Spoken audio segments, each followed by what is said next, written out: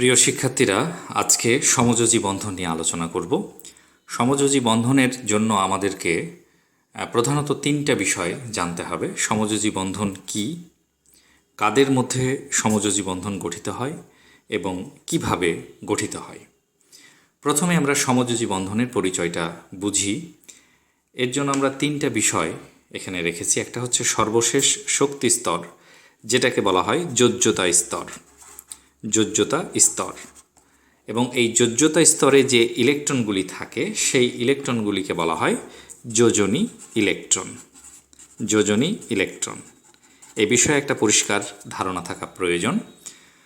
তারপরে যে বিষয়টি উল্লেখ করেছি সেটা হচ্ছে নিষ্ক্রিয় গ্যাসের ইলেকট্রন বিন্যাস এবং ইলেকট্রন শেয়ার।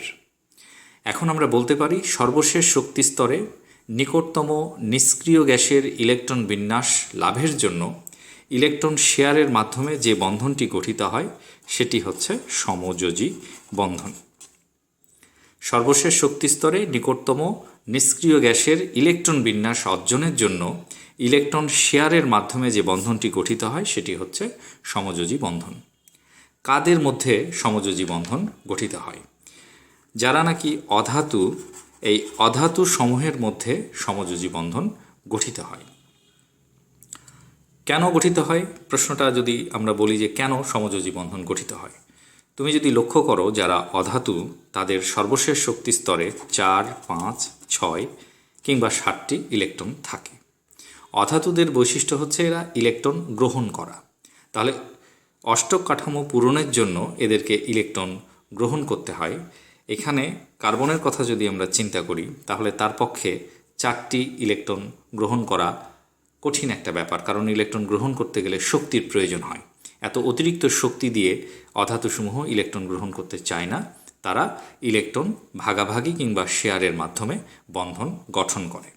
বিস্তারিতভাবে আমরা বিষয়গুলি আলোচনা করব। কিভাবে গঠিত হয় সে প্রসঙ্গে আমরা এখন কথা বলবো। এখানে কয়েকটা যৌগ তোমরা লক্ষ্য করছো, যেমন হাইড্রোজেন, অক্সিজেন, মিথেন, অ্যামোনিয়া, পানি, কার্বন ডাইঅক্সাইড এবং নাইট্রোজেন। এরা সবাই কিন্তু অধাতুর পরমাণু। এরা নিজেদের মধ্যে যুক্ত হয়ে বন্ধন গঠন করেছে। দুইটা অধাতু পরমাণু যখন বন্ধন গঠন করতে চাইবে তখন উভয়ই কিন্তু ইলেকট্রন গ্রহণ করতে চাইবে। যেমন ধরো হাইড্রোজেন এবং হাইড্রোজেন, দুইটা হাইড্রোজেন পরমাণু মিলে যদি বন্ধন গঠন করতে চায় উভয়ই ইলেকট্রন গ্রহণ করবে। কিন্তু ইলেকট্রন গ্রহণ করে তো আর বন্ধন গঠন করা সম্ভব নয়, যেহেতু তাদের সর্বশেষ শক্তি স্তরে একটি ইলেকট্রন রয়েছে। তাহলে কিভাবে ইলেকট্রন গ্রহণ করবে? তখন তারা কি করে? তারা ইলেকট্রন শেয়ারের মাধ্যমে বন্ধন গঠন করে। এখন ঠিক কিভাবে ইলেকট্রন শেয়ারের মাধ্যমে বন্ধন গঠন হয় সে বিষয়টি আমরা ব্যাখ্যা করব। তাহলে বন্ধন গঠনের জন্য প্রথমে আমাদেরকে যৌগটা খেয়াল করতে হবে। কোন যৌগ? সেটা হচ্ছে হাইড্রোজেন দিয়ে আমরা কাজ করছি। এখানে একই মৌলের দুইটা পরমাণু মিলে সমযোজী বন্ধন তৈরি করেছে। এটা হচ্ছে হাইড্রোজেন একটা পরমাণু, এবং পরমাণুর সর্বশেষ শক্তি স্তরে যোজনী ইলেকট্রন সম্পর্কে আমাদের ধারণা থাকতে হবে। হাইড্রোজেনের যোজনী ইলেকট্রন হচ্ছে 1, কাজে এটা হচ্ছে হাইড্রোজেনের যোজনী ইলেকট্রন। যোগ এটি আরেকটি হাইড্রোজেন পরমাণু, তার যোজনী ইলেকট্রন হচ্ছে এই ডট, অর্থাৎ ক্রস এবং ডট। এটাকে বলা হয় লুইসের প্রতীক। লুইসের প্রতীক, বিজ্ঞানী জি.এন. লুইস সর্বপ্রথম এই প্রতীকটি ব্যবহার করেছিলেন। এখন কিভাবে বন্ধনটা হবে? এই হাইড্রোজেন পরমাণু তার নিজস্ব ইলেকট্রন এবং এটি আরেকটি হাইড্রোজেন পরমাণু, এটা হচ্ছে তার নিজস্ব ইলেকট্রন। এই ইলেকট্রন শেয়ারের মাধ্যমে একটি বন্ধন তৈরি হবে, সেটা হচ্ছে কি এইচ বন্ড এইচ।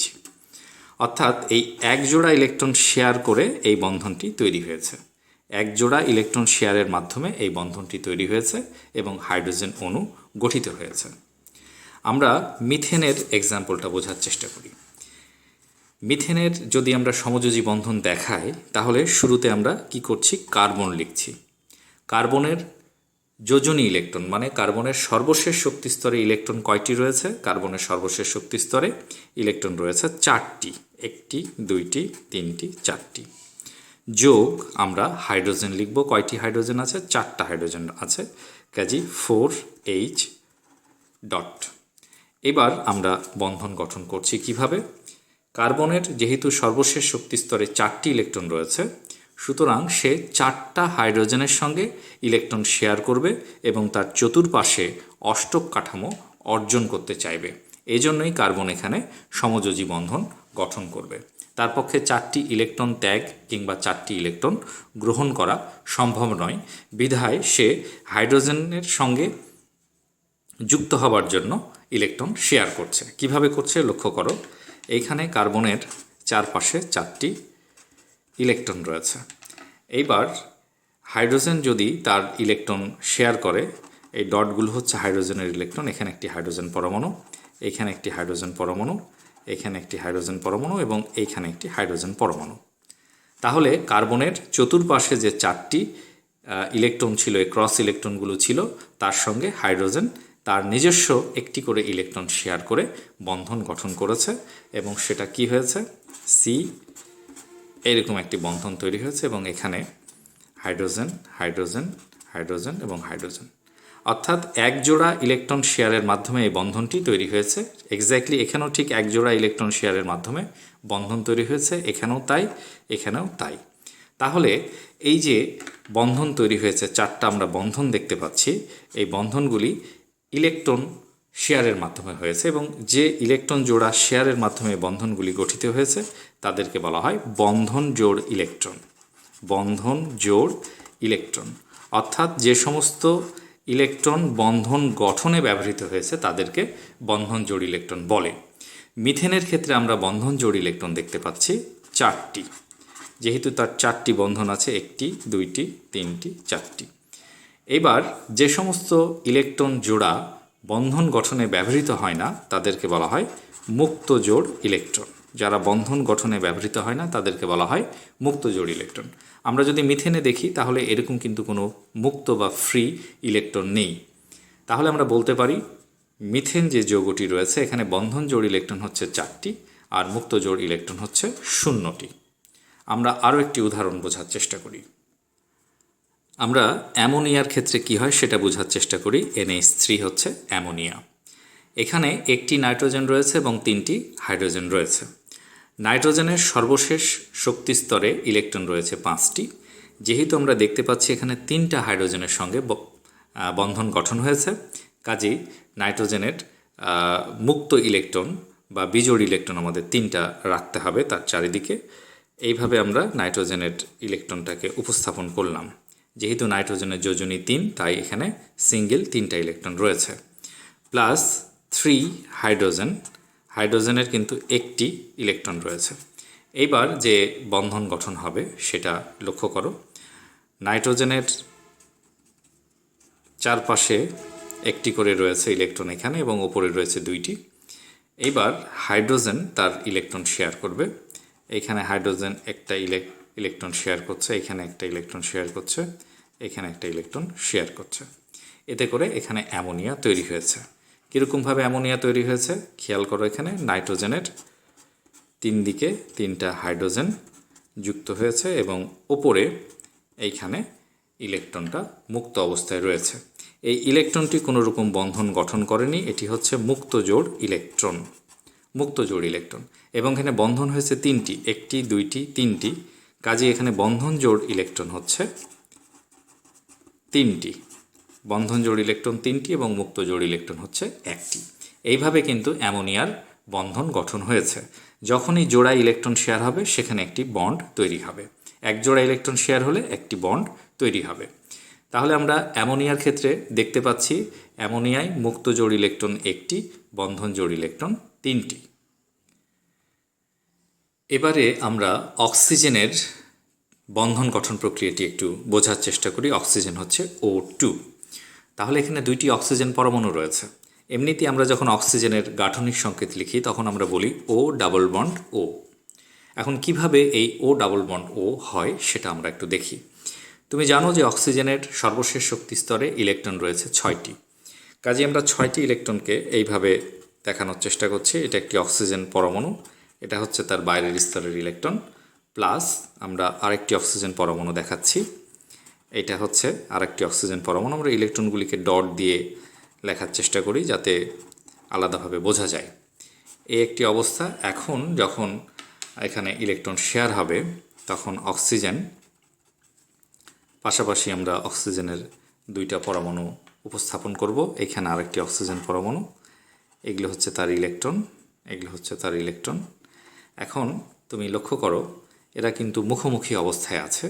এইখানে এক জোড়া ইলেকট্রন শেয়ার হচ্ছে, এখানে এক জোড়া ইলেকট্রন শেয়ার হচ্ছে। এভাবে কিন্তু অক্সিজেনের বন্ধনটা গঠন হচ্ছে। কীরকমভাবে? এটি একটি অক্সিজেন পরমাণু, ডাবল বন্ড, এইখানে এক জোড়া ইলেকট্রনের জন্য একটা বন্ড, নিচের এক জোড়া ইলেকট্রনের জন্য আরেকটি বন্ড। এইভাবে আরেকটি অক্সিজেন এসে যুক্ত হলো। এবার আমরা দুইটি অক্সিজেন পরমাণুর মাথায় এই মুক্ত ইলেকট্রনগুলি দেখতে পাচ্ছি, তাহলে আমরা বলতে পারি যে অক্সিজেন অণু এখানে মুক্ত জোড় ইলেকট্রন কয়টি? একটি, দুইটি, তিনটি, চারটি। মুক্ত জোড় ইলেকট্রন চারটি এবং বন্ধন জোড় ইলেকট্রন, যেহেতু আমরা ডাবল বন্ড দেখতে পাচ্ছি, কাজেই বন্ধন জোড় ইলেকট্রন আমরা বলতে পারি দুইটি।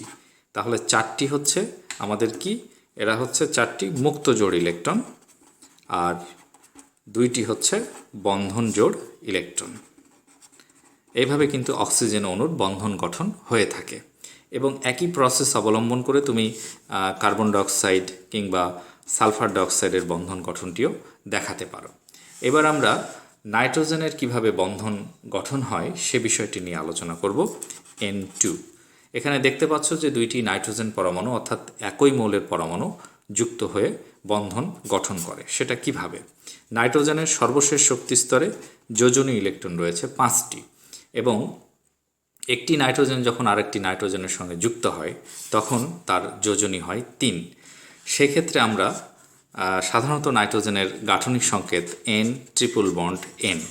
এখন এই N ট্রিপল বন্ড N কিভাবে গঠিত হলো সেটা আমরা বোঝার চেষ্টা করি। এটা একটা নাইট্রোজেন পরমাণু। এই নাইট্রোজেন পরমাণুর ইলেকট্রনগুলিকে আমরা এইভাবে উপস্থাপন করছি। এই হচ্ছে আমাদের 5টা নাইট্রোজেনের ইলেকট্রন। পাশাপাশি আমরা আরেকটি নাইট্রোজেন পরমাণু লিখি। এখানে একটি নাইট্রোজেন পরমাণু লিখছি, তার যে ইলেকট্রনগুলো রয়েছে সেটা আমরা এইভাবে উপস্থাপন করলাম। এইভাবে একটি নাইট্রোজেন পরমাণুর সঙ্গে আরেকটি নাইট্রোজেন পরমাণুর ইলেকট্রনগুলি শেয়ার হবে এবং শেয়ার হয়ে কি হবে? সেখানে N ট্রিপল বন্ড N। লক্ষ্য করো এখানে 3 জোড়া ইলেকট্রন শেয়ার হয়েছে, তাই এখানে ট্রিপল বন্ড তৈরি হয়েছে। আর এইখানে কিছু ইলেকট্রন এই নাইট্রোজেনের উপর এক জোড়া এবং এই নাইট্রোজেনের উপর এক জোড়া ইলেকট্রন, এরা বন্ধন গঠনে অংশগ্রহণ করেনি। কাজেই আমরা বলতে পারি যে নাইট্রোজেন অণু, এই নাইট্রোজেন অণুতে বন্ধন জোড় ইলেকট্রন হচ্ছে 3টি হচ্ছে বন্ধন জোড় ইলেকট্রন আর মুক্ত জোড় ইলেকট্রন হচ্ছে একটি। মুক্ত জোড় ইলেকট্রন হচ্ছে একটি,